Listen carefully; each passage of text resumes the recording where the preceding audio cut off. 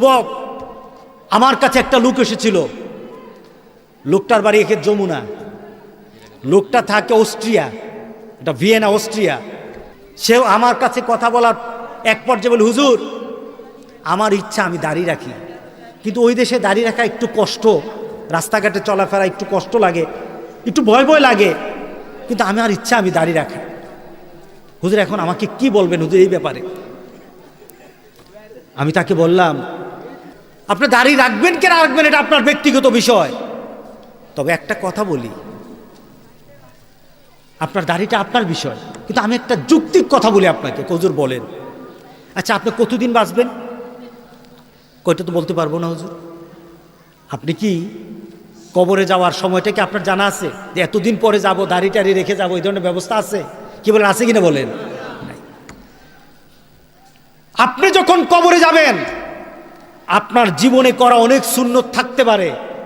আপনার নামাজের সুন্নত, রোজার সুন্নত, আপনার উজুর সুন্নত, গোসলের সুন্নত, আপনার ঘুমানোর সুন্নত, ব্যবহারের সুন্নত, পরিবারের সুন্নত, আপনার সমাজের সুন্নত, সকল সুন্নত আপনি করে যাবেন। এগুলি রেকর্ড হবে। আর এটাকে যদি লাইভ করতে হয়, এটাকে যদি দেখাতে হয়, একটা সুন্নত আছে, এছাড়া আর কোনো সুন্নত দেখাতে পারবেন না। কথা ঠিক আছে কিনা বলেন? আপনি যখন কবরে যাবেন, সব সুন্নত লেখা হবে, লেখা থাকবে। আর একটা সুন্নত কবরে যাবেন, মানুষ তাকিয়ে তাকিয়ে দেখবে, ফেরেশতারাও দেখবে, আমার রাসূলও দেখবে। জোরে বলেন না সুবহানাল্লাহ। সে আর কথা বলল না, চুপ করে চলে গেল। হজ করতে গেল, হজে চলে গেল। আমার সাথে আর দেখা হলো না। কয়েকদিন পর তার চাচা এসে বলল, হুজুর আমার যে ভাগ্নাটা আসছিল, আমার ভাতিজা আসছিল, ভাতিজাটা মারা গেছে,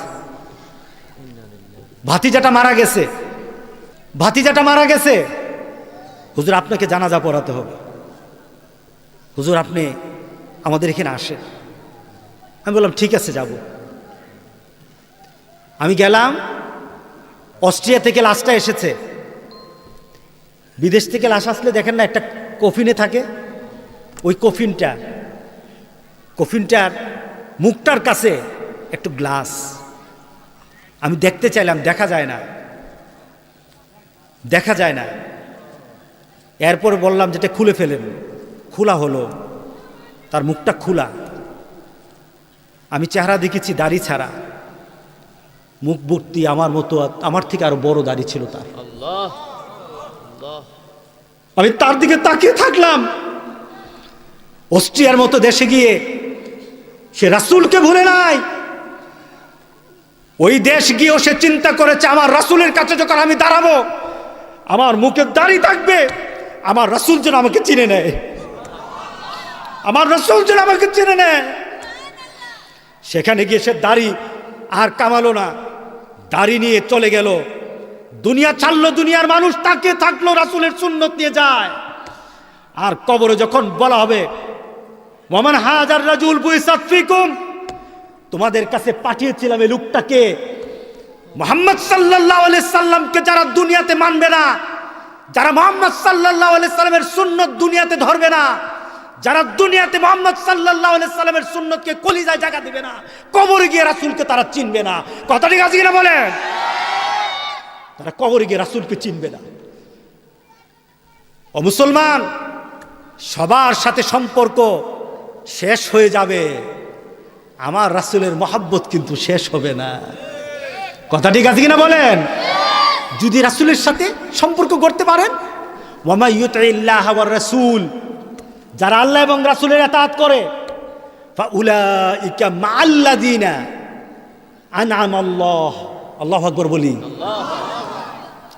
তাদের জন্য আল্লাহ পুরস্কারের ব্যবস্থা করবেন, তাদেরকে পুরস্কৃত করবেন। মিনান নাবিয়িনা, তার পুরস্কারটা কি হবে? সে নবীদের সাথে থাকবে। এত আস্তে সুবহানাল্লাহ। দুনিয়ার কোনো বড়সড় মানুষের সাথে কারো যদি সম্পর্ক হয়, আমার সম্পর্ক যদি নবীর সাথে হয়, তাহলে আমার হু দুনিয়াতে হবে না, আখিরাতে হবে। কথা ঠিক আছে কিনা বলে?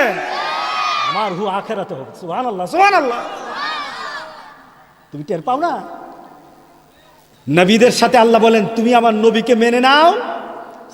আমি এই আলোচনাটা করছিলাম মুরাদনগরে। আলোচনার পর আমি শুধু এতটুকু বলেছিলাম, আজকে আমি দেখতে চাই রাসূলের মহাব্বতে কয়জন যুবক দাঁড়িয়ে যাও, যে দাঁড়িয়ে আর কামাবো না। একসাথে 10টা ছেলে দাঁড়িয়ে গেল। এমন কান্না রুল পড়ে গেছে মাহফিলে, মাহফিলের মধ্যে সবাই কান্না আরম্ভ করলো। 10টা ছেলের দিকে তাকিয়ে থাকলাম, আর মনে হলো যেন রাসূলের মহাব্বত তাদের কলিজার মধ্যে এখন ঢুকে গেছে। এত সহজ নয় দাঁড়িয়ে রাখা, আজকে এত সহজ নয়। 10টা যুবক দাঁড়িয়ে গেল, হুজুর আর কোনোদিন দাড়ি কামাবো না, আমি আমার রাসূলের সামনে যেদিন দাঁড়াবো দাড়ি নিয়ে দাঁড়াবো ইনশাআল্লাহ। আজকে কি মাহফিলে এমন যুবক পাওয়া যাবে? পাওয়া যাবে?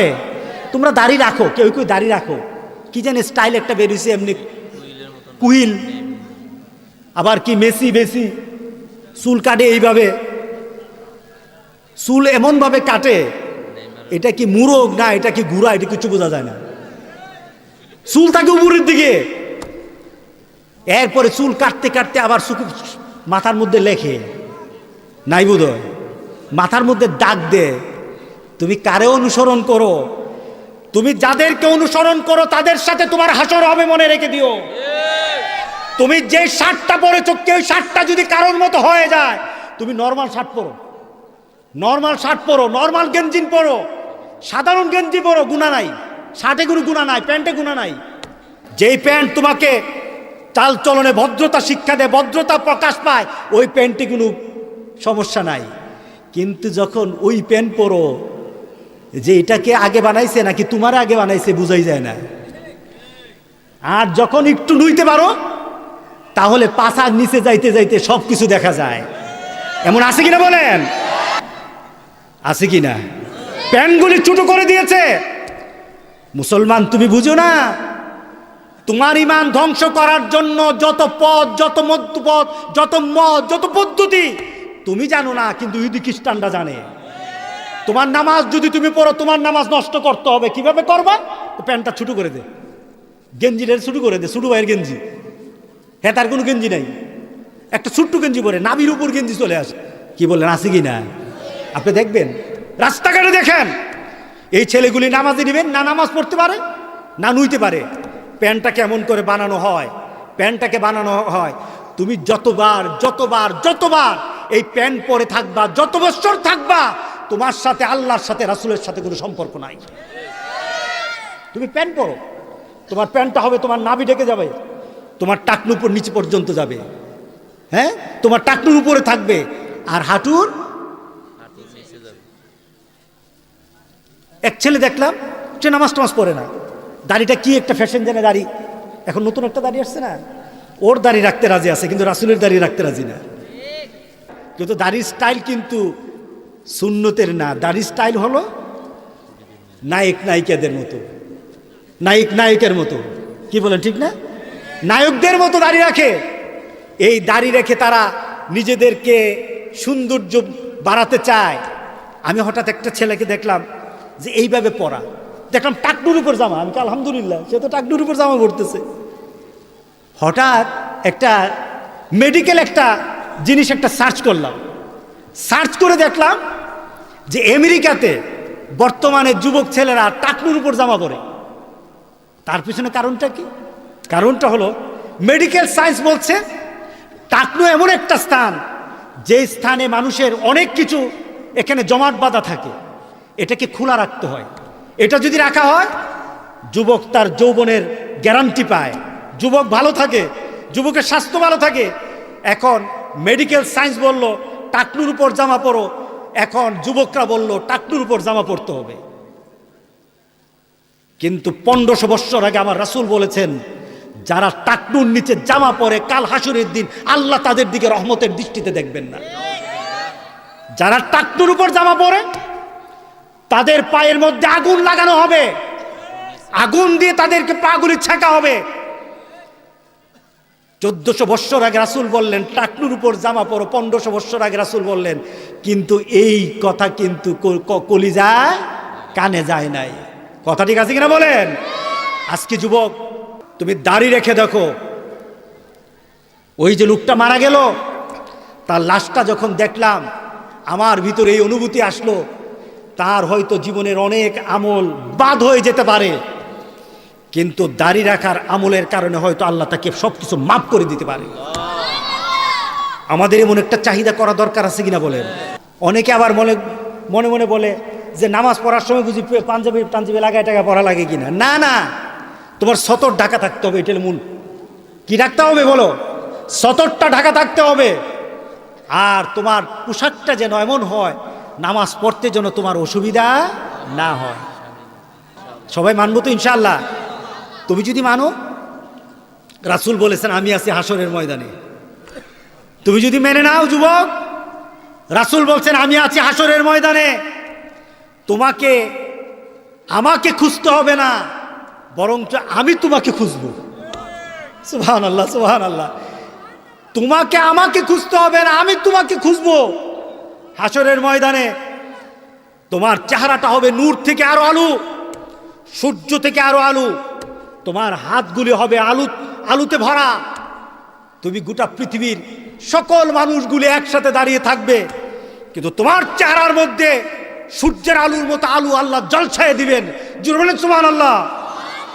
তোমাকে আমি দেখে চিনেই ফেলবো তুমি আমার উম্মত। তোমাকে দেখে আমি চিনেই ফেলবো তুমি আমার উম্মত। যুবক, তুমি কি জানো সেটা কি? সেটা হলো 5 ওয়াক্ত নামাজ পড়া, 5 ওয়াক্ত নামাজের জন্য উযু করা। 5 ওয়াক্ত নামাজ পড়া, 5 ওয়াক্ত নামাজের জন্য উযু করা। যদি করতে পারো, তুমি গুনাহ করো, আমি বলি তুমি গুনাহ করো, নামাজে চলে আসো। ছাড়তে পারো না, তবু নামাজে আসো। তুমি মদ খাও, তবু নামাজে আসো। তুমি জেনা করো, তবু নামাজে আসো। তবু নামাজে আসো, তবু নামাজে আসো। কারণ নামাজ ছাড়া তোমার পরিচয় নাই। নামাজ ছাড়া তোমার পরিচয় নাই। নামাজ ছাড়া তোমার পরিচয় নাই। তুমি যাই করো, নামাজে আসো। মাবুদ, তুমি তো এই এলাকার মানুষগুলিকে নামাজি বানায় দাও। আমিন বলি, আমিন বলি। মাহফিল হয়, মাহফিল হয়, হেদায়েত হয় না। মাহফিল হয়, মানুষ পরিবর্তন হয় না। এমন মাহফিলের দরকার নাই যেই মাহফিল থেকে নামাজি বের হবে না। কথা ঠিক আছে কিনা বলেন? আল্লাহ যেন সবাইকে নামাজি বানায়। আল্লাহুম্মা আমিন।